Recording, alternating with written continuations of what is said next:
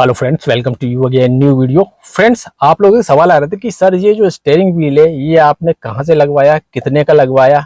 आपको पता होगा कि जो ब्रेजा LXi या VXi जो आती है उसमें इस तरह का टॉप मॉडल का स्टीयरिंग व्हील देखने को नहीं मिलता, ना ही आपको ZXi में देखने को मिलता है। ये केवल आपको इस तरह का सिल्वर फिनिश के साथ ये जो आप देख रहे हैं लेदर रैप्ड स्टीयरिंग व्हील है, ये आपको केवल ZXi प्लस में देखने को मिलता है। और यही स्टीयरिंग व्हील मारुति अपनी बहुत सारी गाड़ियों के टॉप मॉडल में भी लगाती है। तो आप लोगों का एक सवाल आ रहा था कि ये स्टीयरिंग व्हील आपने कितने का लगवाया। ब्रेजा LXi में तो ये आता नहीं है, VXi में भी नहीं आता।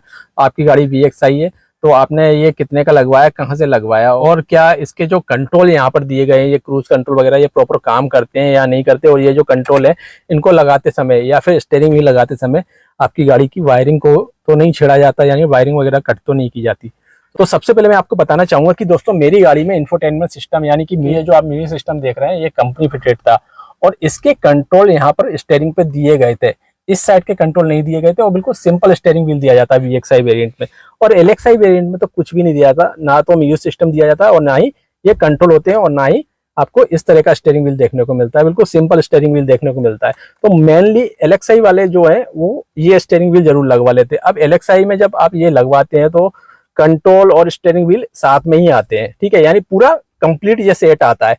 और म्यूजिक सिस्टम जब आप लगवाते हैं तो इसकी जो वायरिंग होती है दोस्तों वो यहाँ पर वो अपने हिसाब से जोड़ते हैं। इसकी वायरिंग ओरिजिनल आपको नहीं मिलेगी, यानी कि बनाई हुई वायरिंग यहाँ पर कंट्रोल से जोड़ी जाती है। यानी कि जैसा आप म्यूजिक सिस्टम लगवाएंगे उसमें वायरिंग एक तरह से लोकल लगाई जाती है, बना के लगाई जाती है। तो कपलर टू कपलर तो कह सकते हैं, बट कंपनी की वायरिंग अलग होती है और अगर आप आफ्टर मार्केट लगवाते हैं तो वो वायरिंग अलग हो जाती है। तो वहां पर पूरा जो सिस्टम होता है वायर का वो बना के लगाया जाता है।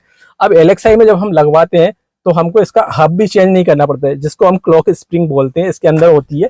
तो उससे क्या होता है, गाड़ी जब घूमती है तो सारे कंट्रोल का कनेक्शन उससे होता है, तो एक फीता टाइप का होता है, तो उसको लगाने की जरूरत नहीं पड़ती VXi में। जब आप LXi में लगवाते हैं तब आपको वो हब भी चेंज करना होता है, 1100-1200 रुपए का वो आता है और स्टीयरिंग व्हील अलग से। तो LXi में ये स्टीयरिंग व्हील लगाते समय थोड़ा ज्यादा तामझाम आपको करना पड़ता है और थोड़ा खर्चा भी ज्यादा आता है, क्योंकि उसमें एक्स्ट्रा हब लगता है।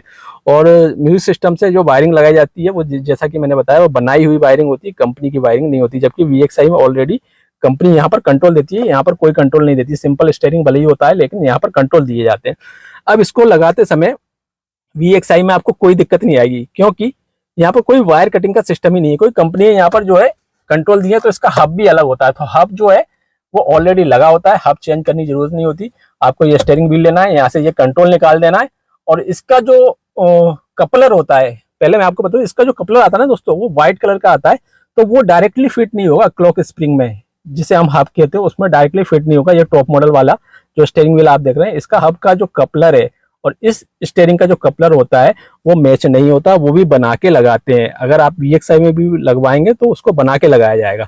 यानी कि स्टीयरिंग व्हील का जो कपलर होता है व्हाइट कलर का, उसमें थोड़ी सी छेड़खानी की जाती है, तब जाके वो फिट होता है। दूसरा कपलर लगा दिया जाता है उसमें और उसके जो वायर होते हैं वो निकाल के मैनुअली लगाए जाते हैं, ठीक है।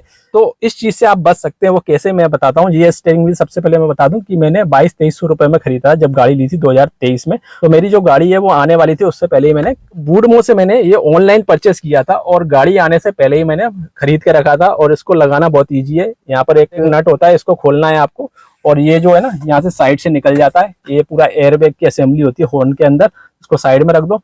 वो स्टीयरिंग व्हील निकालने के बाद इसके ये जो कंट्रोल देख रहे हैं ना, जो स्टीयरिंग व्हील मैंने परचेस किया था ये वाला, इसमें ये दोनों कंट्रोल आते हैं और दोनों का कनेक्शन एक कपलर में होते हैं। तो हमने क्या किया था, कपलर को वैसा का वैसा छोड़ दिया, लेकिन यहाँ पर जो कंट्रोल दिए गए थे इसको पूरे हमने निकाल दिए। ये वाले जो कंट्रोल है ना, ये कंपनी के साथ में जो VXi स्टीयरिंग में आते हैं वही वाला पूरा जो है हमने लगा दिया। इसके पीछे 2 स्क्रू है, इनको खोल के ये पूरा कंट्रोल निकल जाएगा और आपकी ये वाली स्टीयरिंग में लग जाएगा। तो हमारी गाड़ी की जो वायरिंग है ना उससे कोई भी छेड़खानी नहीं की हमने। जैसा जो कंट्रोलर आया था वही लगा दिया और इस स्टीयरिंग के साथ जो कंट्रोल आया था उसको हमने हटा दिया। तो बस इतना ही काम किया। बहुत ही इजी है VXi में लगाना। तो बाकी LXi में जैसा कि मैंने कहा बहुत ज्यादा जो है तामझाम होते हैं, जानकारी होनी चाहिए इसके बारे में, अदरवाइज आप खुद तो लगा ही नहीं सकते। और अगर आप बाहर से भी लगवाते हैं तो वायरिंग का विशेष ध्यान रखिए और हब भी चेंज करना पड़ता है। तो उस टाइम पे मुझे 2200-2300 का पड़ा था। अब तो इसका 5000, 6000, 4500 इस तरह से जो है चार्ज ले रहे हैं। लेकिन अब जो है इसका प्राइस भी महंगा हो गया है। उस टाइम पे 2200 या 2300 का था, मुझे ध्यान नहीं है, लेकिन हाँ 2500 से कमी का था। तो ये मैंने खुद ही लगाया है और ये ओरिजिनल जो है MGP का पार्ट है। तो ये हमें जो है 2300 के करीब मान लीजिए आप पड़ा था, और इसमें वायरिंग की कोई दिक्कत नहीं आई थी। हमने इसके जो कंट्रोल है वो हटा दिए थे, और कंपनी के साथ जो कंट्रोल आते हैं वो इसमें फिट कर दिए। ये स्टीयरिंग व्हील में उसका जो कपलर है वो हमने हटा दिया है। और ये जो कंट्रोल होते हैं दोस्तों ये काम नहीं करते। क्रूज कंट्रोल अगर आप एक्टिव कराते हैं तो वारंटी का भी इशू आता है, और इसके लिए मीटर भी चेंज करना होता है, और यहाँ पर जो है वायरिंग से भी थोड़ी छेड़खानी होती है, तो वारंटी की दिक्कत हो सकती है।